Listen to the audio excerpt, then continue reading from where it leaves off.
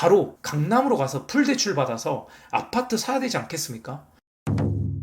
안녕하세요, 노블레스입니다. 주식과 부동산으로 돈을 못 버는 사람들은 특징이 있다고 생각됩니다. 주식이 폭등할 때는 이 사람들은 뭐라고 하냐면 너무 거품이 많다 이렇게 말하면서 절대로 안 삽니다. 충분히 논리적이고 또 이해가 됩니다. 사실 틀린 말도 아니고요. 그런데 문제는 뭐냐면 주식이 폭락할 때도, 주식이 아주 저렴해졌을 때도 저점이 아직 멀었다면서 그때도 안 산다는 겁니다. 사실 이것도 틀린 말은 아닐 수도 있죠. 더 추가 폭락할 수도 있는 거고, 하락장이 끝나지도 않았고 조금 살짝 데드캣 바운스 아닌가, 반등기가 살짝 보이는 거 아니냐라며 아직도 비싸다고, 아직도 경기 침체가 시작도 안 했다고, 그동안 오른 것에 비하면 이 정도 하락은 조금밖에 안 빠졌다며 많이 하락을 해도 절대 이 가격에는 주식을 안 삽니다. 그러니까 한마디로 요약하자면 주가가 오를 때도 안 사고 주가가 빠질 때도 안 산다는 겁니다. 자, 부동산도 똑같습니다. 우리 솔직하게 한번 말해볼까요? 무주택자, 폭락론자분들이 바라는 것은 하락장에서 싸게 줍줍하는 겁니다. 무주택자분들은 본인들은 실거주 한 채를 마련할 거라면서 집은 사는 게 아니라 사는 곳이라고 말하면서 본인 집을 싸게 사서 나중에 집값이 오르길 바라고 비싸게 팔기를 바랍니다. 자, 실거주만 생각한다면서 투기적인 마인드를 내비치는 거죠. 자, 그런 걸 바라는 욕망의 무주택자, 투기꾼들은 그렇게 1차원적인 기계적인 생각만 하다 보니까 막상 이렇게 하락장에 와도 절대로 등기를 못 칩니다.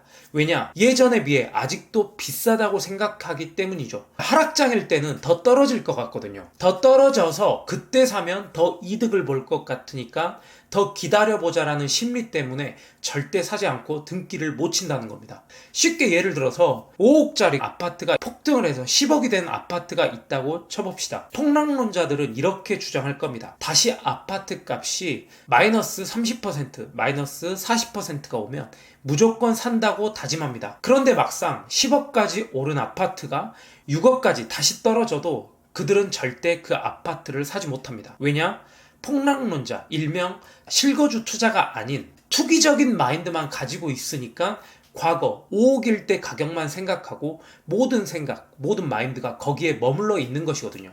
그래서 5억까지 혹은 5억 이하까지 떨어지길 바라며 지금 현재 기회가 와도 그게 기회인 줄 모르고 폭락이 왔는데도 불구하고 아직도 하늘을 보며 기우제만 지내고 있다는 겁니다. 자, 이런 사람들은 경제에 대한 지식이 전무합니다. 신용화폐, 수요 공급의 원리, 그리고 금리, 유동성, 경제적 원론적 이해도가 전혀 없으며 그저 가격만, 미래에 대한 가치가 아닌 명목 가격, 그 과거의 가격만 보고 기회를 기회로 바라볼 줄 아는 지식, 지혜가 전혀 없다는 겁니다. 그래서 하락장, 조정장이 끝나고 다시 금리 인하 시기가 오고 유동성이 공급돼 상승장이 다시 찾아오면 그 아파트가 다시 7억, 9억, 10억이 다시 복귀되고 거기서 가격이 더 올라가게 된다면 영영 그 아파트를 못 사는 거죠. 그게 바로 무주택자, 폭락론자들의 메커니즘입니다. 늘 그랬듯 그렇게 평생을 이사 다니면서 무주택으로 사는 겁니다. 그때 다시 버블론을 펼치는 거죠. 이러한 현상은 다주택자가 만든, 부동산 적폐가 만든 것이다라며 부자를 타도해야 된다고 말하고 또 그들의 재산을 몰수해서 서민들에게 환원해야 된다고 말합니다. 자, 제 말이 틀렸다고 생각하신 분들도 아마 계실 겁니다. 그런데 한번 정말로 곰곰이 생각해 보십시오. 우리가 부동산 폭등했을 때 뭐라고 했습니까? 이거 거품이 너무 많이 꼈다. 무슨 아파트 한 채에 몇십억씩 하냐?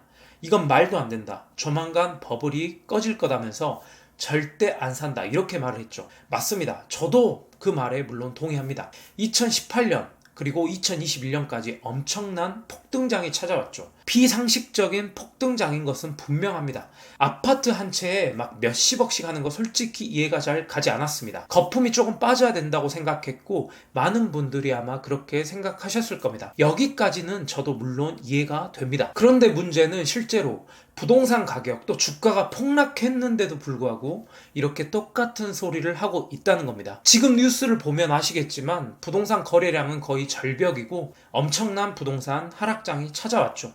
2019년도 가격까지 회귀한 지역도 상당히 많습니다. 그런데 많은 사람들 그리고 제 주변 사람들은 아직도 저점이 멀었다면서 더 떨어지길 바라고 절대 부동산을 사지 않습니다. 못 사는 거죠. 예전 가격이 오면 무조건 산다고 했던 사람이 예전 가격이 와도 절대 등기를 치지 않습니다. 물론 그분들의 말이 맞을 수도 있죠. 더 떨어질 수도 있습니다. 그 저점은 절대 모르는 거죠. 엔비디아가 이렇게 폭등할 줄 알았나요? 5월에 팔고 떠나라라는 미국 주식의 경언이 무색하게도 5월에 이렇게 엄청난 폭등장이 올 줄 누가 알았을까요? 그래서 결론은 뭐냐? 주식이 폭등할 때는 거품이 너무 많다면서 안 사고, 주식이 폭락하면 아직 저점이 멀었다면서 안 삽니다. 부동산이 폭등할 때 조만간 버블이 꺼질 거라면서 안 사고, 또 이렇게 폭락할 때는 아직도 저점이 멀었다면서 또 안 삽니다.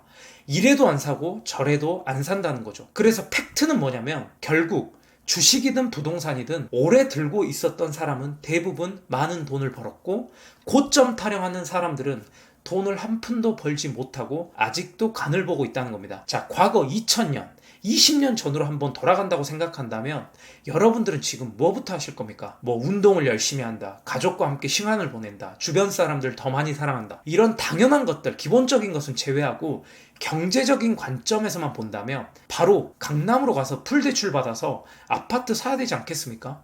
그리고 전 재산으로 애플, 테슬라, 주식을 사야겠죠. 지난 과거가 그랬다고 앞으로도 똑같이 그러라는 보장이 있냐라고 생각하신 분들, 이렇게 말씀하신 분들은 그냥 조용히 뒤로 가기 버튼 눌러주셔서 나가주시면 됩니다. 저는 자업자득, 사필귀정이라는 사자성어는 폭락론자, 그리고 가난한 자, 그 사람들에게 해야 될 말인 것 같습니다.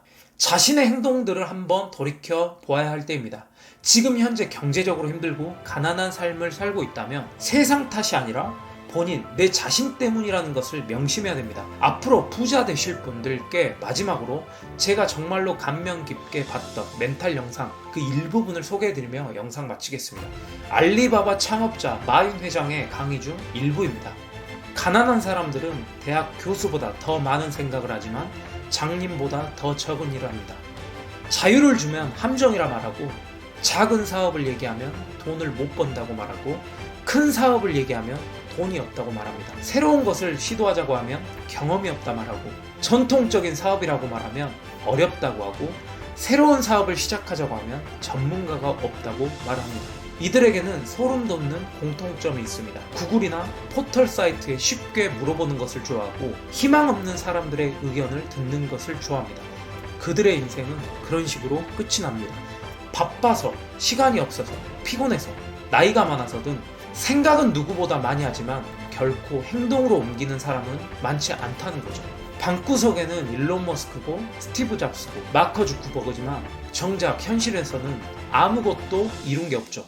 누군가를 까내리는데 자신의 소중한 시간을 낭비하지만 정작 본인의 인생을 발전시키기 위한 시간을 할애하는 데는 더없이 인색합니다.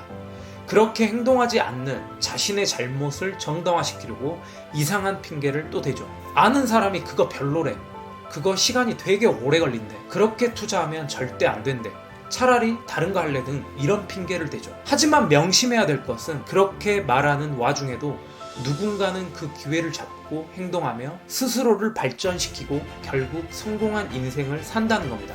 지금까지가 마윈 회장의 강연 중 일부 그 명언입니다. 성공하고 싶다면 핑계대지 말고 일단 행동해야 됩니다.